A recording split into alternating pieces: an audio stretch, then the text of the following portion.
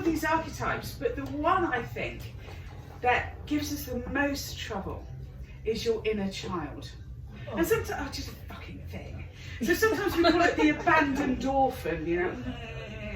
And we think about inner child work, you know, you go and if any of you have been in therapy, which clearly all of us need to, because at the end of the day, if you're not psychologically challenging in some way, you're too fucking boring to speak to me. I only like psychologically challenged people, because everybody else who ended up with a perfect childhood are boring. So if any of you are parents, please screw your kids up, because they really do need it, because normal people are really boring, you know, like people who worry about things like mortgages.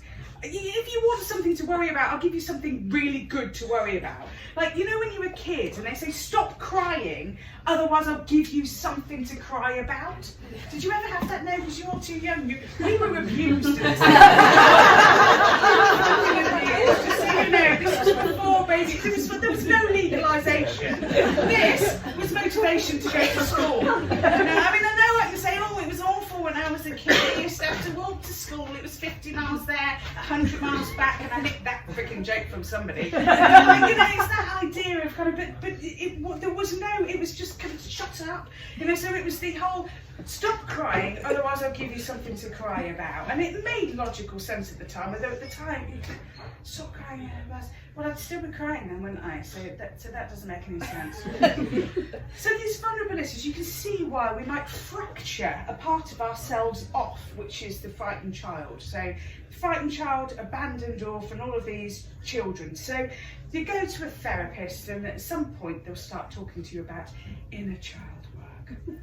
You know, where we're going to find the inner reaches of our vulnerabilities, and we're going to love ourselves as part of a self-love program. We're going to love our inner child, the fractured part of ourselves that has been abandoned over time. And you go, this is great. And so they take you through some kind of visualization to meet your inner child. And when it turns up, mine was a snotty, little, shitty, fucking, horrible, vile, wretched, nasty, whiny, moany, ugly.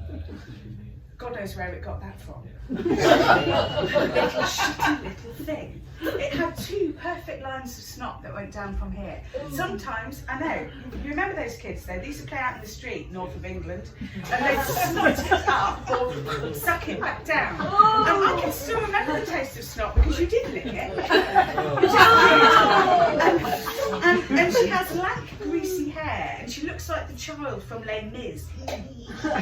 And sack dress, I mean literally, you wouldn't have got like kind of this kid on Oliver, you know, it's fucking horrible, skinny, you could see ribs. And I just thought, I just don't want to go anywhere near that vulnerable fucking shitty little bitch. I mean, so I thought the best thing to do is drown it. It makes logical. If you had met it, you wouldn't feel like this. And there was just because I just thought, I can't have this. You know, because everything I'm trying to do with my life, like, look at me, I'm on stage, I'm an amazing person, I write books, I'm a therapist, I'm really great, and I've got this inner, disgusting, wretched thing. And you're like, oh, but you need to love your inner child. But I don't like it. I don't want to love it. It's really horrible. So then they're kind of like, no, it's all part of the healing journey. You can't kill it, you can't drown it. It's really disappointing. So we had several sessions on not killing it, until eventually I came to the conclusion that if it's a visualization, I'm going to change what I'm visualizing. Genius. It's now a chihuahua. In an oversized jumper. How fucking cute is that? So it sort of goes step, step, pull, pull, because the jumper's too big. Step, step, pull, pull, step, step, pull, pull. So it doesn't go very fast, but it's really, really cute. But here's the thing. I kind of knew that my inner rage was still there. And the snivelling thing would just go, it's so unfair. The chihuahua goes, brilliant. You see, I can identify with that so much better. You know,